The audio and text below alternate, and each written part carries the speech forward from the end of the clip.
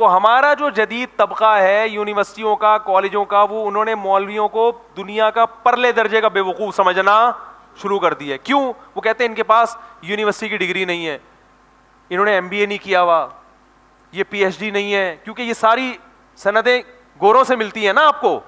بھائی PhD میں جو سلیبس ہے وہ کہاں سے آیا ہے؟ گورے کے, وہ گورے کے پاس سے آئے. تو انہوں نے تو مدرسوں میں پڑھا ہے جس میں گورے کا کوئی دخل ہے ہی نہیں, لہذا یہ جاہل ہیں. یہ نوجوانوں کے دماغ میں کیا بیٹھ گیا ہے؟ یہ شیطان نے ایک وسوسہ ڈال دیا ہے. تو بھائی ایک صاحب مجھے کہنے لگے کہ وہ علماء کو PhD ڈاکٹر ہونا چاہیے. میں نے کہا ہونا تو بہت کچھ چاہیے, لیکن اگر کوئی نہیں ہے تو اس سے کوئی خاص فرق پڑتا نہیں ہے, کیونکہ وہ اپنی فیلڈ کا PhD ہونا چاہیے اس کو. وہ کہنے لگے نہیں.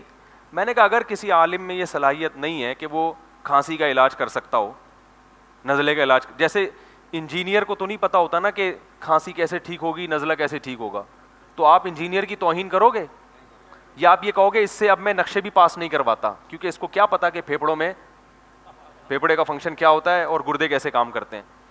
ابے بھائی کوئی انجینئر یا کمپیوٹر کا سافٹ ویئر انجینئر ہو کوئی, آپ اس کے پاس گئے کمپیوٹر لے کے, آپ نے اس سے پوچھا کہ بھائی ذرا پھیپھڑوں کا فنکشن بتاؤ کیسے کام کرتے ہیں, کیونکہ پڑھے لکھے ڈاکٹر تو جانتے ہیں, یا وہ کہہ رہے ہیں مجھے کیا پتا. آپ کہہ رہے ہیں اچھا یہ بتاؤ کہ کلوروفل کیا ہوتا ہے, جو پودوں میں کلوروفل ہوتا ہے وہ کیا ہوتا ہے. میرا پتہ نہیں بھائی کیا ہوتا ہے. آپ نے اس سے پوچھا اچھا بتاؤ کہ پانی کا فارمولا کیا ہے. 25-30 آپ نے اس سے سوال پوچھنا شروع, وہ سب کے کہہ رہے ہیں بھائی مجھے نہیں پتا. آپ کے اندر جا میں تجھ سے کمپیوٹر بھی ٹھیک, تجھے پتہ ہی نہیں ہے. صحیح ہے نا. تو انجینئر کے ساتھ تو یہ سلوک نہیں کریں گے, مگر علماء کے ساتھ یہی سلوک. ان سے کیوں پوچھیں, ان سے اپنے مسائل کا حل کیوں پوچھیں, ان سے کیوں پوچھیں کہ لا کیا ہے, قانون کیا ہے, کیونکہ یہ تو نہ MBBS ڈاکٹر ہیں, نہ یہ انہوں نے MBA کیا ہوا ہے, نہ ان کو مینجمنٹ پڑھی ہوئی ہے. تو میرے بھائی جس نے MBA کیا ہوا ہے وہ MBBS ڈاکٹر نہیں ہے, اور جو MBBS ہے وہ اس نے MBA نہیں کیا ہوا, لیکن پھر بھی MBA والے کے پاس بھی جاتے ہو, اور جب ڈاکٹری کی بات آتی ہے تو کس کے پاس جاتے ہو؟ ڈاکٹر کے پاس جاتے ہو. اور اگر کسی سے پیسے نکلوانے ہو تو بدماش کے پاس جاتے ہو. کیا خیال ہے؟ جو جس سے کام لیا جاتا ہے نا اس. بھائی ہمارے ایک دوست ہیں تاجر ہیں, جب لوگ ان کے پیسے نہیں دیتے تو میں نے کہا یار آج کل تو لوگ پیسے کھا جاتے ہیں, آپ کرتے کیا ہیں؟ انہوں نے کہا جو پیسے کا تو میں نے 2-4 گنڈے رکھے ہوئے ہیں, وہ جاتے ہیں پھر وہ پیسے نکلواتے ہیں, تھوڑا سا ان کا کمیشن ہوتا ہے باقی. اب کوئی پوچھے ان گنڈوں نے PhD کیا ہوا ہے, وہ پڑھے لکھے ہیں, تو آپ کہو گے بھائی گنڈا جتنا جاہل ہو اتنا ہی اچھا ہوتا ہے. جو کام میں نے کروانا ہے اس کے لیے PhD کی ضرورت نہیں ہے. تو یاد رکھو, جو علم جو آپ کو تہذیب سکھائے, جو آپ کو حلال و حرام سکھائے, جو آپ کو صحیح لائف اسٹائل سکھائے, یعنی زندگی کیسے گزارنی ہے, یہ علم صرف پیغمبروں کے پاس ہوتا ہے, اور پیغمبروں سے یہ علم صرف علماء حاصل کرتے ہیں. ڈاکٹر انجینئر یہ علم پیغمبروں سے حاصل نہیں کرتے. حتیٰ کہ مسلمان سائنسدان بھی جو گزرے انہوں نے بھی اپنی ریسرچ کر کے کیا, پیغمبر سے نہیں حاصل کیا انہوں نے, کیونکہ محمد صلی اللہ علیہ وسلم جو مبعوث ہوئے وہ لوگوں کی ہدایت کا علم لے کر آئے, میڈیکل سائنس اور انجینئرنگ کا علم لے کر نہیں ہے. کچھ باتیں آپ نے بتائی ہیں معجزے کے طور پر میڈیکل سائنس کی بھی جو صحیح ثابت ہوئی ہیں, لیکن آپ کا اصل ہدف یہ نہیں تھا.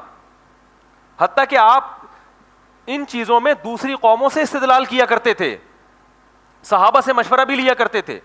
صحیح مسلم کی مشہور حدیث ہے کہ عرب میں یہ دستور تھا کہ کھجوروں کے جو باغات ہوتے تھے نا, اس میں جب پھول لگتے ہیں تو نر اور مادہ پھولوں کو ملایا جاتا تھا, اس سے کھجوروں کی جو یعنی پیداوار ہے وہ بڑھ جاتی تھی.